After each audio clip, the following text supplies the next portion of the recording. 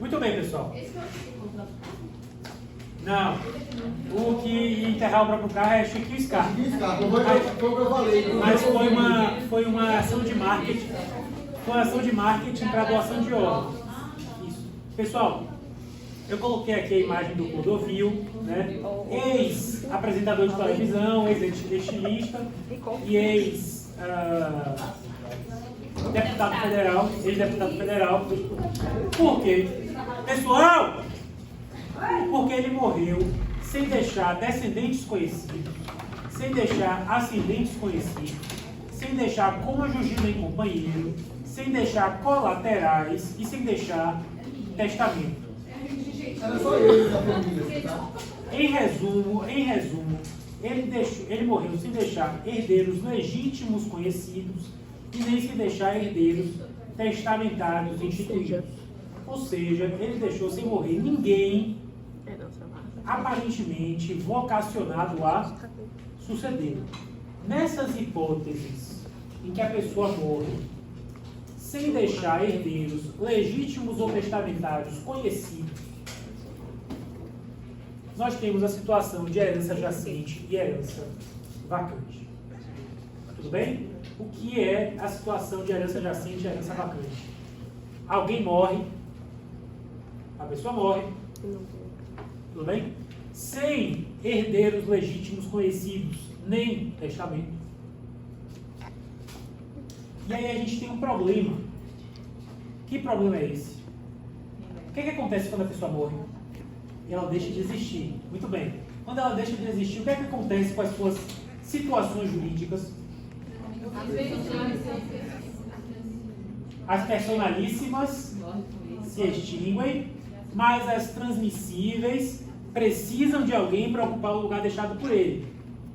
Por isso que se abre a sucessão e que por isso que há a transmissão da herança para os sucessores. Até aí tudo bem? Só que nesses casos em que a pessoa morre sem deixar herdeiros legítimos nem testamentários conhecidos, há esse problema de que a gente não sabe quem é que vai ocupar o lugar deixado pelo morto nas suas situações jurídicas. Em tese, a gente tem um patrimônio hereditário acéfalo. O que significa acéfalo?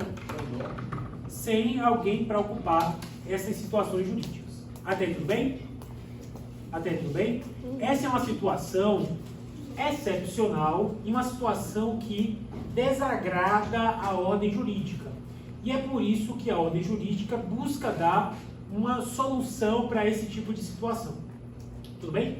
Inclusive nas aulas dos próximos semestres, ou até o final do semestre, se eu descobrir isso, talvez também seja o caso de quem? Do Jô Soares. Eu investiguei, ainda não obtive respostas concretas. Mas até o final do semestre espero ter respostas mais sólidas. De toda forma, quando ocorre essa situação de a pessoa morrer sem deixar sucessores conhecidos, sejam eles legítimos ou testamentários, a gente fala que a herança jaz. A herança jacente é aquela herança que está esperando algum sucessor aparecer. Tudo bem? Herança jacente é uma herança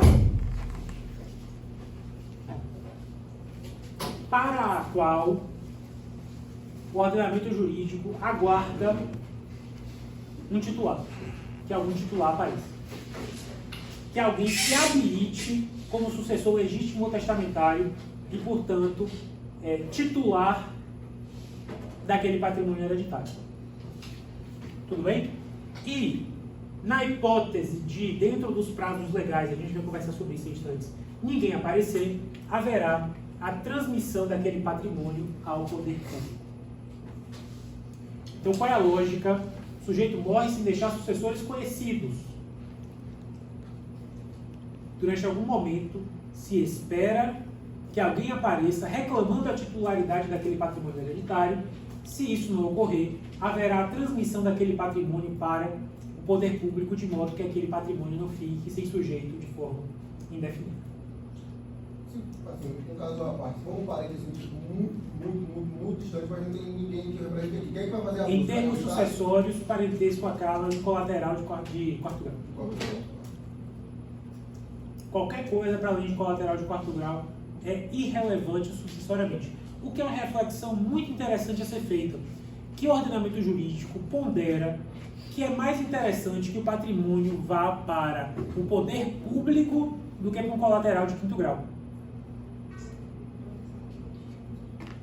Percebe? Isso é uma ponderação que, quando a gente vai falando lá de ordem de vocação hereditária, a gente pode até discutir um pouco, no sentido de que são parentes que a lei considera tão distantes que ficariam mais felizes com o recebimento de herança do que em luto com a morte, e que, portanto, não seriam dignos de ser chamados à sucessão. Só que o ordenamento jurídico não compreende que, muitas vezes, o próprio filho fica mais feliz com o recebimento da herança do que triste com a morte do pai, e ainda assim ele vai receber a sucessão. Mas isso aí é uma reflexão do século. É que eu esqueci a pergunta que eu ia fazer. Então você beleza. Então, quando o sujeito morre sem deixar sucessores conhecidos, haverá a arrecadação dos seus bens. Qualquer pessoa que saiba dessa situação, e aqui a gente está, inclusive, diante de uma situação excepcionalíssima, que até mesmo o juiz pode, de ofício, proceder a isso. Antigamente, o juiz podia abrir inventário, hoje em dia não mais. Mas hoje em dia continua sendo possível que o juiz, de ofício, requeira a arrecadação dos bens de alguém que morreu sem deixar sucessores conhecidos. Tudo bem? Por que há essa arrecadação de bens? Para evitar o perecimento do patrimônio. Afinal de contas, esse patrimônio tem que ser resguardado, já que pode ser que apareça um titular, que nesse momento é desconhecido, ou que pode ser que esse patrimônio seja transmitido ao poder público e há o interesse de dar um direcionamento econômico àquele patrimônio. Alguns prazos.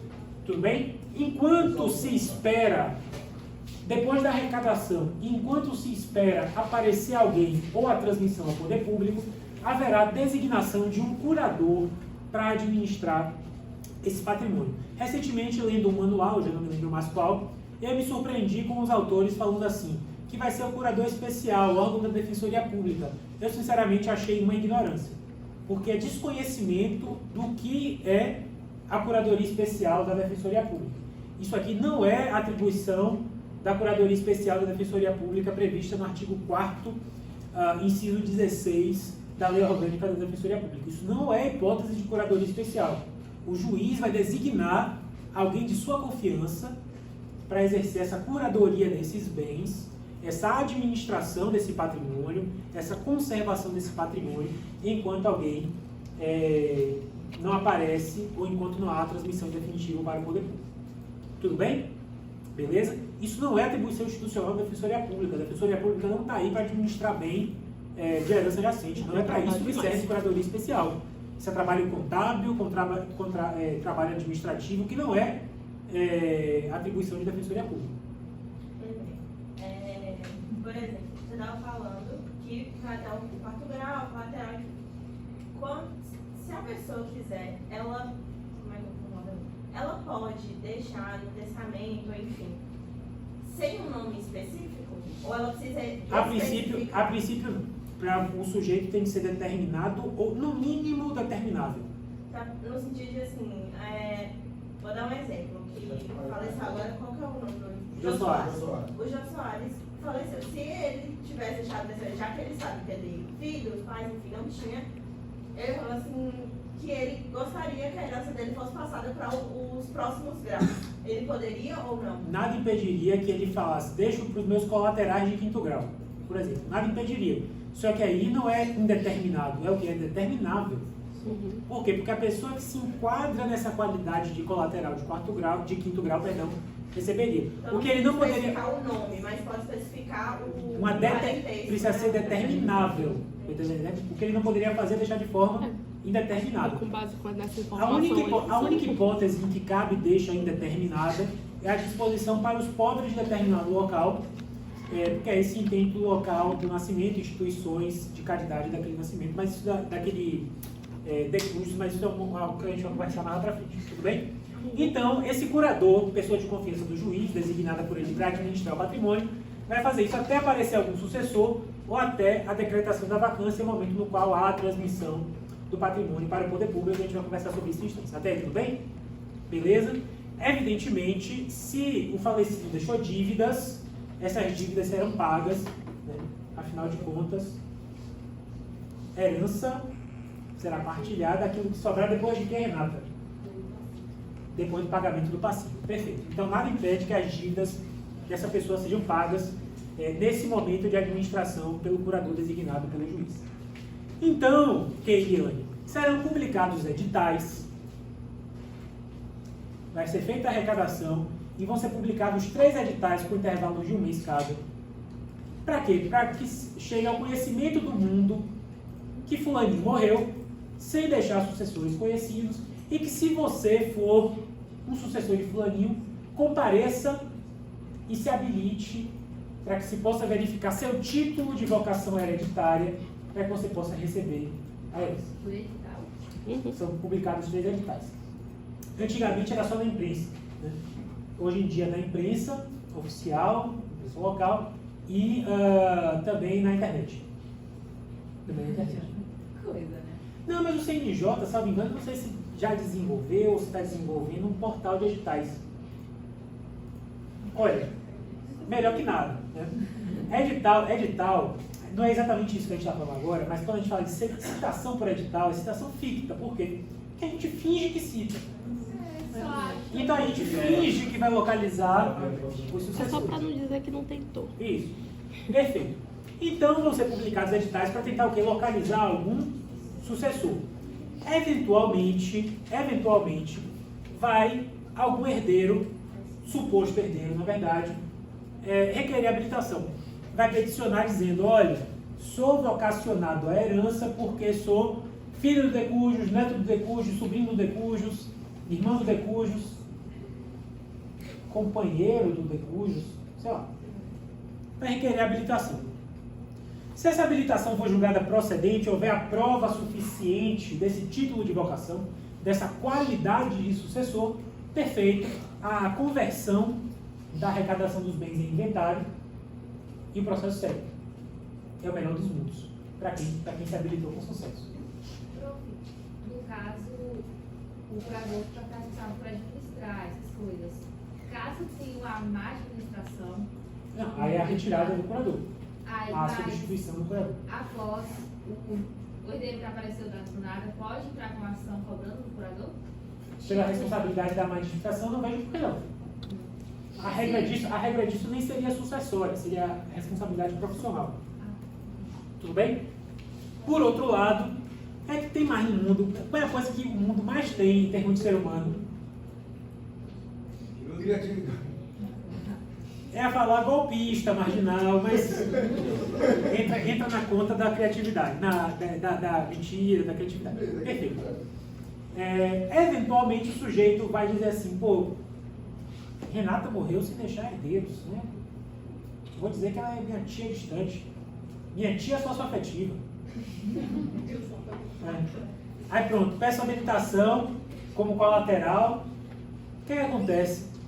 Não há prova suficiente do vínculo, essa habilitação é julgada improcedente, a herança continua jacente, esperando o quê? Que alguém se habilite com sucesso ou que haja a transmissão para o poder. Tudo bem até aí? Agora, nesse caso de socioafetividade, por exemplo, você tem um filho socioafetivo, e aí um irmão falece, enfim, a herança, aí não tem mais ninguém. Pode chegar aí para o seu filho socioafetivo? Ou, no caso, a sua irmã teria que reconhecer como um ente da família? Porque, no caso, você reconhece uma pessoa. Mas filho socioafetivo não precisa do ato de reconhecimento. É preciso de quê? Da prova da socioafetividade. Qual é a prova da Não, socioafetividade? falando já está tendo essa certidão, mas Então, Todo mundo aí conhece. o É mesmo filho. filho pode... é filho. Tudo bem? E aí, caso passado 1 ano, Keiliane, da publicação do primeiro edital após a arrecadação, tá? 1 ano da primeira publicação do edital, se não houver habilitação bem sucedida, nem habilitação pendente, né? Porque se é habilitação pendente, mesmo passado 1 ano, a gente vai esperar o quê? Julgar a habilitação, tá? O sujeito entra com pedido, tá lá, o feito está suspenso, esperando ser julgada, por exemplo, a ação de investigação de paternidade, ou a ação de reconhecimento e dissolução de união estável, está lá pendente. Enquanto isso não se resolve, enquanto essa a habilitação não é julgada procedente ou improcedente, a gente está esperando, mas ao final das contas não há habilitação procedente e já passou pelo menos um ano da publicação do primeiro edital. Vai haver uma sentença, tá? Vai haver uma sentença decretando a vacância daquela herança. O que significa uma herança vacante? Uma herança que não foi disputada com sucesso. Ninguém se habilitou com sucesso para receber aquela sucessão. E aí, quando há essa decretação da vacância por meio de sentença, finalmente há a transmissão do patrimônio ao poder público. Tudo bem? Hoje eu li um manual, até eu mencionei ele mais cedo, não vou dizer o nome do autor, o sujeito falando que é um equívoco dizer que há a transmissão da vacância, a transmissão do patrimônio para o poder público somente com a vacância, por causa da SESIM, e que a fazenda pública, né, o poder público é herdeiro na ordem de vocação hereditária. Eu fiquei surpreso porque o sujeito parece que estava no Código de 16 ainda, não mais no Código de 2002. Porque, de fato, a fazenda pública estava lá listada no Código de 16 como herdeira legítima, mas não é mais o caso. E o sujeito, em 2022, na edição do livro 2022, considerando fazenda pública listada entre os sucessores legítimos, o que não é mais desde a edição do Código de 2002, ou seja, 20 anos de atraso no mínimo nessa questão. Isso aqui é bem pacífico, tá, pessoal? Isso é muito importante. Isso aqui é bem pacífico, doutrinariamente e jurisprudencialmente. Só há a transmissão do patrimônio hereditário para o poder público após a sentença de vacância. Isso é importantíssimo por uma série de razões, entre elas que até a sentença de vacância pode haver posse ad usucapionem dos bens da herança. Pode ter alguém possuindo os bens hereditários que, preenchidos os demais requisitos temporais e legais, pode adquirir aquela propriedade não por força de sucessão hereditária, mas por força de usucapião. A partir do momento em que há a transmissão da herança para o poder público, não cabe mais. Porque não cabe posse de bem público, não cabe posse ad usucapião de bem público, ninguém pode adquirir por usucapião bem público. Mas até a sentença que decreta a vacância pode. Por quê? Porque ainda não houve a transmissão para o poder público. Tudo bem? Pode, posse ad usucapião.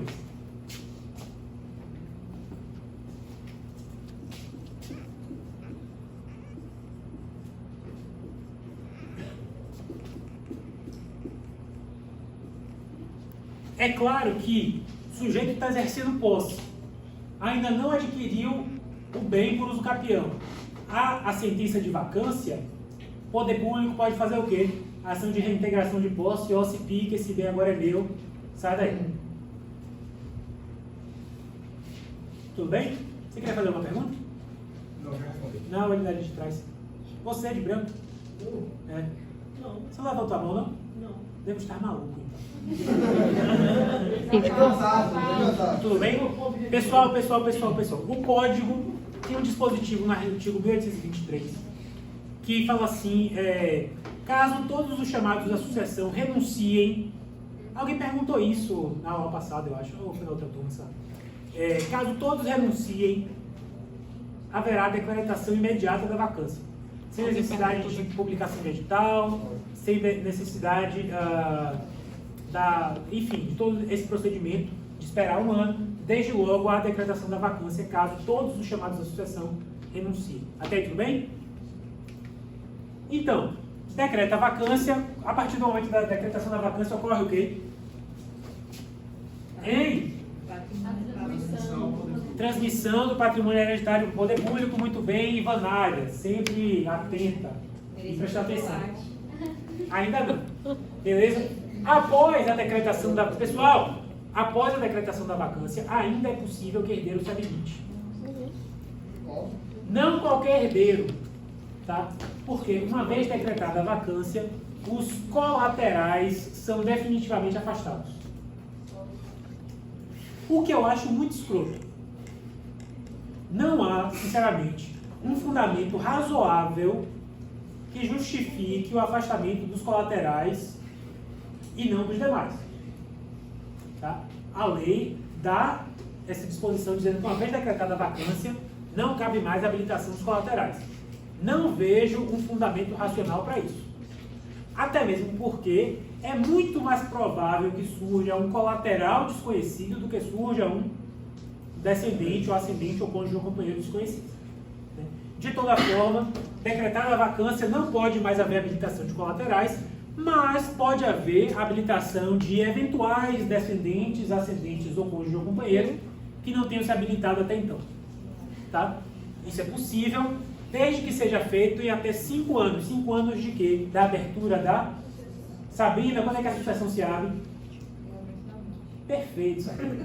Outra futura monitora de direito das sucessões. Essa habilitação, tá, do eventual descendente, ascendente, cônjuge ou companheiro, não é feita por simples petição até a decretação da vacância, sim. Após a decretação da vacância, precisa de quê? De ação própria para isso. Para fazer prova da sua qualidade.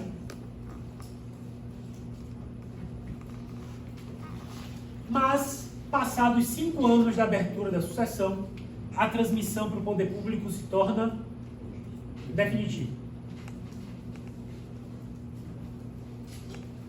Tudo bem até aí? A transmissão se torna definitiva. Que poder público é esse? Salvo engano é 90, eu estou em dúvida agora se é 90 ou 94, mas desde o início da década de 90, antigamente era para o Estado, desde o início da década de 90, mantida pelo Código de 2002, para o município ou para o Distrito Federal, dependendo do local onde se abra a sucessão. Tudo bem até aí? E aí? Depois que transmite para o município, eles prestam conta? Como é? Depois que transmite para o município, eles prestam conta? Falam que prestam dinheiro? Então, o que é que acontece? Isso daí é interessante.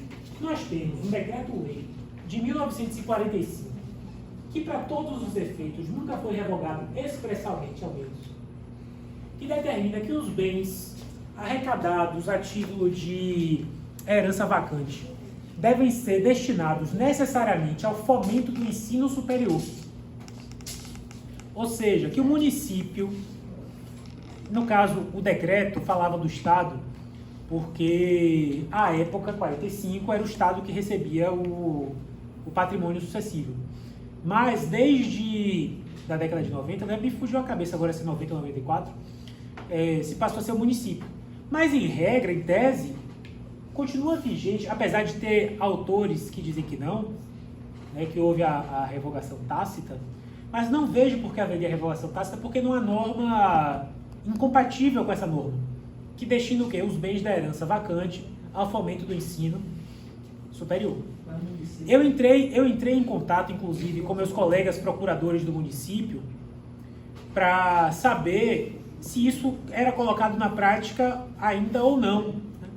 Porque eu encontrei doutrina nos dois sentidos. Eu queria ver na prática se os municípios fomentavam o ensino superior com base nos bens.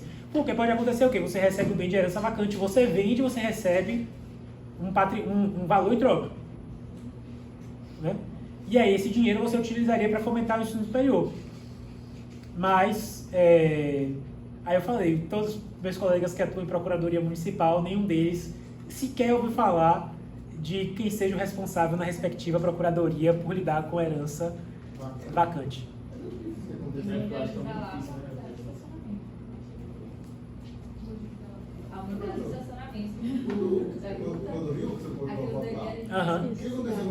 Salvo engano, da última vez que eu procurei, isso tem algum tempo, mas não tanto tempo assim, estava havendo alguma disputa de habilitação. Tinha alguém tentando se habilitar e estava, não sei se estava com sucesso, sem sucesso. Mas não sei os detalhes, porque esses processos são muito difíceis de você saber detalhes, já que quase tudo é em segredo de justiça. Falta a Gabriela. Mandei o link para a Gabriela tem que ver. Tudo bem? Então, é isso. Se vocês jogarem no site do Planalto, não vai aparecer como revogado não, tá? Não vai aparecer como revogado. O que não impede que esteja revogado tacitamente, mas expressamente não foi revogado. É porque eu pensei assim, se ele recebe um dinheiro e vende uma herança, ele pode muito bem passar a mão. Em tese, talvez ainda esteja vigente dizendo o quê? Que o município ou o Distrito Federal beneficiado com a herança vacante deve utilizar esses valores para quê? Fomentar o ensino superior. Vocês conhecem alguém de Barreiras que tenha sido fomentado o seu ensino superior com herança vacante? Se vocês conhecerem, por favor, me apresentem. Tipo, minha cidade não tem nada de ensino superior, se receber, fazer o quê? É porque a política de fomento, acho que é algo mais ligado à política pública de cada município, né? Seria constituir uma bolsa para estudantes do município, não sei ao certo. Porque há muito poucas faculdades municipais no Brasil. Há algumas poucas, muito poucas. Não, há algumas poucas. Há algumas poucas, pouquíssimas. Mas seria o caso do município bancar a bolsa para alguém, não sei ao certo. Tá?